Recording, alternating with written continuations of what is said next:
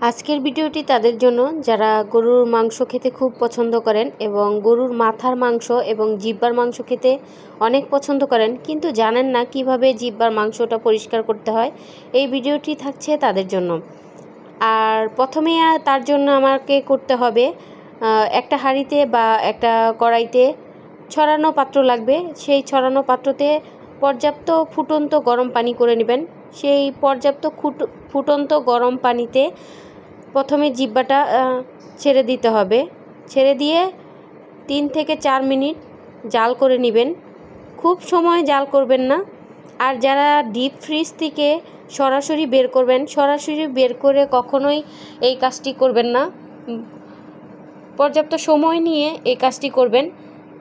Deep থেকে বের করার পরে একদম যখন নর্মাল টেম্পারেচারে চলে আসবে, তখন ডিপ ফ্রিজের থেকে বের করে আপনারা 2-3 পিস করে তারপরে এই অংশটা সিদ্ধ দিবেন।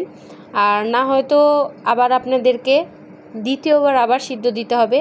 যেই ভুলটা আমি করেছি, সেই ভুলটা থেকে আমি অনেক কিছু শিখেছি, তাই আপনাদের সাথে এই জিনিসটা শেয়ার করলাম। কারণ এর আগে আমি সিদ্ধ করেছি এবং খুব সুন্দর করে ছিলে নিয়েছি, কারণ ওইটা নর্মাল টেম্পারেচার ছিল। আর এইটা আমি ডিপ ফ্রিজে এনে রেখেছি, কারণ যেহেতু আপনাদের ভাইয়া রাত্রে এনেছিল, তো ওই সময় আর আমার করা সম্ভব হয়নি। আমি ডিপে ঢুকিয়ে দিয়েছিলাম। আর ডিপে ঢুকানোর কারণে যে ভিতরে বরফটা হয়ে আছে, অনেকক্ষণ আগেই ভিজিয়েছিলাম, তারপরেও ভিতরের বরফটা ছাড়েনি। এর কারণে আমার দ্বিতীয়বার আবার সিদ্ধ দিতে হয়, কারণ উপরের অংশ যে জিহ্বার অংশটুকু ওইটুকু ছাড়ে, কিন্তু ভিতরের অংশ জিহ্বা যেতটুকু অতটুকু ছাড়ে না। তো সেটাই আপনাদের সাথে শেয়ার করব, আমার অভিজ্ঞতা থেকে নেওয়া, যেন আপনাদের অনেক কিছু শেখার থাকে। এই যে দেখেন, এইটুকু সিদ্ধ হয়ে গেছে কত সুন্দর করে, এই যে ছিলে আসছে। এটা কিন্তু খুব গরম, এবং গরম অবস্থায় আপনাকে চেষ্টা করতে হবে হাত যেন পুরো না ফেলেন, একটু যতটুকু সেফলি আপনি ধরতে পারেন। আমি কিন্তু অনেক গরমটা ধরেছি, কারণ বাচ্চারা যেন বিরক্ত না করে, তার ফাঁকে ফাঁকে আমি কাজটা সেরে ফেলছি। কারণ যেহেতু অনিয়া মাঝে মাঝেই খুব বিরক্ত করে, দীর্ঘ টাইম আমাকে কাজে দেখলে সে একটু সে বিরক্ত করবে। এই ফাঁকে যেহেতু অনিয়া ঘুমাচ্ছিল, এই ফাঁকে আমি আসলে এটা পরিষ্কার করার চেষ্টা করছিলাম। আর এই যে দেখেন, খুব সুন্দর করে উঠে আসছিল, আমি আসলেও আঁচড় দিতে পারছিলাম না, অনেক গরম। এই যে দেখেন, আপনারা দেখলেই বুঝতে পারবেন, খুব ইজি ওয়েতে এটা উঠে আসছিল। এইটুকু খুব সুন্দর করে সিদ্ধ হয়েছে, কিন্তু ওই পাশেরটুকু এই পাশেরটুকু খুব সুন্দর সিদ্ধ হয়ে আসছে, কিন্তু ভিতরে যে অংশটুকু সেটা সিদ্ধ হতে পারে নাই ওরকম করে, যেহেতু বরফ ছিল প্রচুর। এই কারণে আমার এইটুকু পর্যন্ত আমি সুন্দর করে নিই, বাকিটুকু আমি কেটে আবার সিদ্ধ ফুটন্ত গরম পানিতে ঠিক একই প্রসেসিংয়ে আপনারা তো দেখেছেন। আমি কিন্তু ভিডিও কাটিনি, যতক্ষণ পর্যন্ত আমি সিদ্ধ করেছি 2 থেকে 2.5 মিনিট লাগে সিদ্ধ করতে। আবার ফুটন্ত গরম পানিতে দিবেন, কখনোই ঠান্ডা পানিতে দিয়ে এটা সিদ্ধ করতে যাবেন না। ঠান্ডা পানি যখন দেন তখনই সাথে সাথে সেটার সাথে দিবেন না। যখন দেখবেন যে ফুটন্ত পানি বলকাচ্ছে, ওই সময় গিয়ে এই জিহ্বাটা ছাড়বেন। তারপরে জিহ্বাটা দেওয়ার পরে উল্টে পাল্টে 2-3 মিনিট সিদ্ধ করে নেবেন, তাহলেই কিন্তু হয়ে যাবে। আর নর্মাল টেম্পারেচার থাকলে আপনার দ্বিতীয়বার এই কষ্টটা করতে হবে না, একবারেই হয়ে যাবে। তো আমার ক্ষেত্রে এই ভুলটা হয়েছিল, সেই জন্যই আপনাদের সাথে এই ভিডিওটা পুরো শেয়ার করা।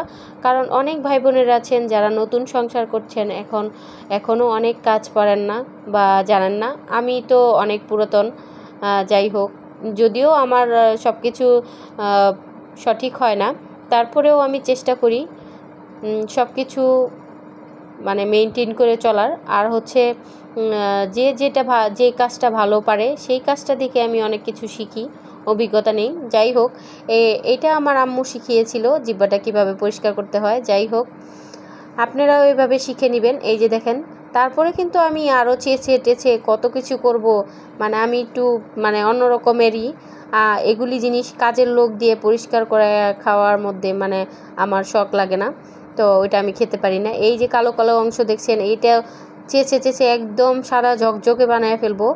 আর তারপরে আবার গরম পানি, এগুলি কাটা শেষ হলে আবার গরম পানি করে এটা ধুবো, সেটাও আপনাদের সাথে শেয়ার করব। ভিডিওটা পুরো আপনারা অবশ্যই দেখবেন, আর দেখলে অবশ্যই শিখতে পারবেন। যারা নতুন আছেন তাদের জন্য অনেক হেল্প হবে, কারণ নতুন বিবাহিত জীবনে অনেক কিছুই অনেকে পারে না, আমিও পারতাম না, কিন্তু অনেক কিছুই আমাকে শিখতে হয়েছে। তো আপনারাও শিখে নেবেন। কেউ কোনো দিন জন্ম থেকে বা জন্মসূত্রে কাজ শিখে আসে না, বা মার পেট থেকে হয়ে কাজ শিখে আসে না। সবাইকেই কাজ শেখার একটা অনভিজ্ঞতা থেকেই কাজ শিখতে হয়। আপনি যেখানে, কথায় আছে না, আপনি যেখানে ঠেকেছিলেন সেখানেই শিখেছিলেন।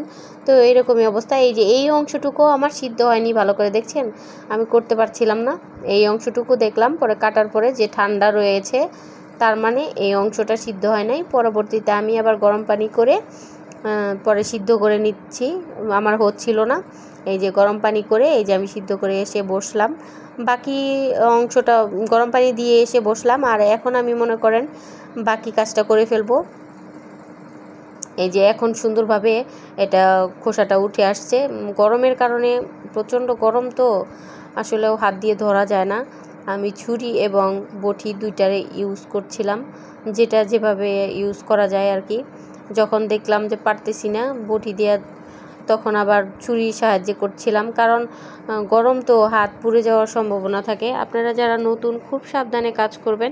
এই কাজটি যারা কেউ করেননি, আসলেও গরম অবস্থায় করতে হবে, বাট আপনারা ওইভাবে সেফলি করবেন, কারণ আমি অনেক গরম ধরে অভ্যস্ত, আর আমার এত ধৈর্য নাই এতক্ষণ বসে থেকে একটু ঠান্ডা করব, সেই ধৈর্য নাই। মানে তাড়াতাড়ি কাজ শেষ করতে হবে, এই জন্যেই আমার করা। তো আপনারা আবার এই কাজটা করতে যাবেন না, একটু নর্মাল হয় মানে হাতে ধরা যায় ওই রকম গরমটা তারপরে পরিষ্কার করবেন। এই তো এরকম বটির সাহায্যে একটু চেঁচে চেঁচে নেবেন। এখন কিন্তু আমার খুব ইজি হয়ে গেছে, যেহেতু গরম এই কারণে আমার আসলেও একটু কাটতে প্রবলেম হচ্ছিল, যেহেতু আমি সময় নেইনি, আমি খুব দ্রুত কাজটা করতে চেয়েছিলাম। আর এটা আসলেও যে জিনিসটা কাজটা কঠিন, সেই জিনিসের ফলাফলটা কিন্তু অবশ্যই ভালো। আর এই মাথার মাংসটা আমার খেতে খুবই ভালো লাগে, আমার না, আমার মনে হয় অনেকেরই ভালো লাগে।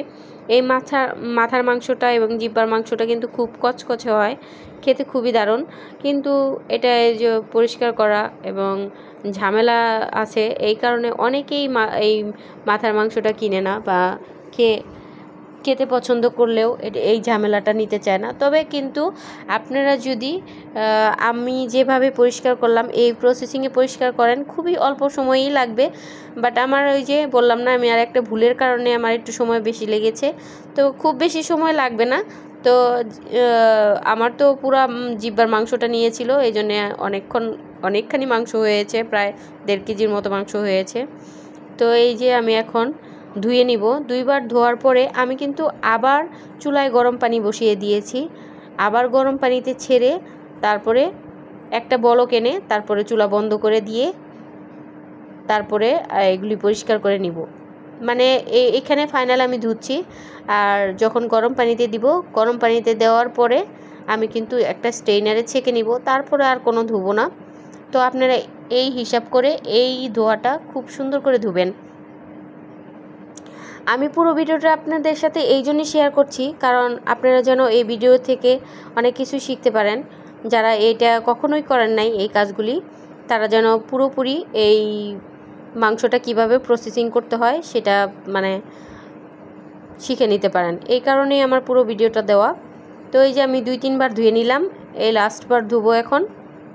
ধুয়ে পরে আমি গরম পানিতে কড়াইতে বসিয়ে দিয়েছি, বসিয়ে আপনাদের সাথে এই যে ধুইতেছি, এটার ভিডিওটা শেয়ার করছি।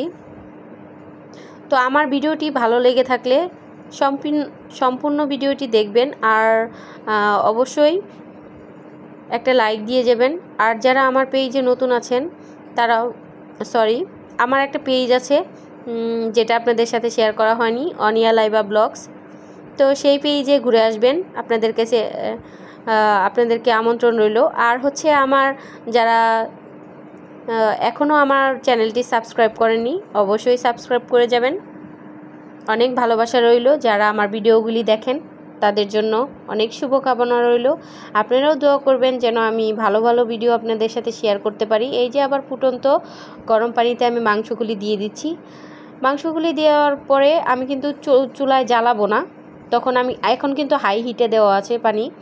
আমি হাই হিটে দিয়ে যতক্ষণ সময় লাগবে মাংসগুলি দিতে, ঠিক আমি দেওয়ার পরে 10 থেকে 20 সেকেন্ড রেখে আমি চুলাটা অফ করে দিব এবং তারপরে স্ট্রেইনারে ছেঁকে নিব।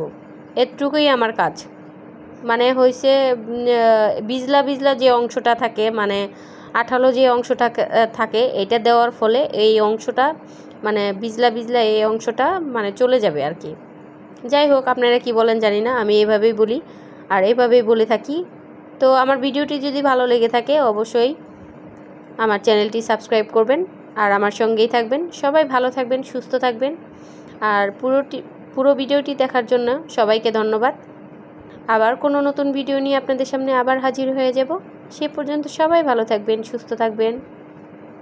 আল্লাহ হাফেজ সবাইকে।